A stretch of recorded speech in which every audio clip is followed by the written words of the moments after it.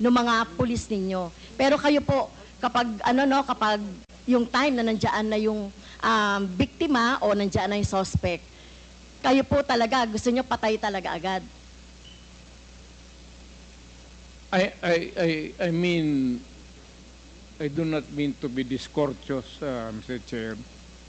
I'd like to advise the lady to, pag siyang pumasok dyan sa aggression, you'd never understand that. Wag na lang. Your hypothetical,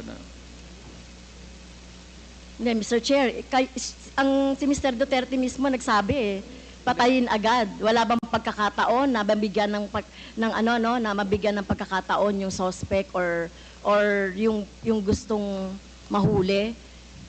Ang concept niyo talaga patayin agad ang mga kriminal o yung mga addict o yung mga pusher. Pero ang tanong ko nga, hindi nyo ginawa yan sa mga drug lords. Okay? Hindi kayo nang huli ng mga manufacturer ng drugs. Pero yung mga maliliit, ganyan ang tingin ninyo, ano? Yung mga kriminal na sinasabi ninyo. Ganyan niya tratuhin. ganon ako gagago. Excuse me, Tingin mo, point of order. ganon ako Point of gagago? order, Mr. Chair. Kanina sinabihan na natin na may rule na bawal gumamit ng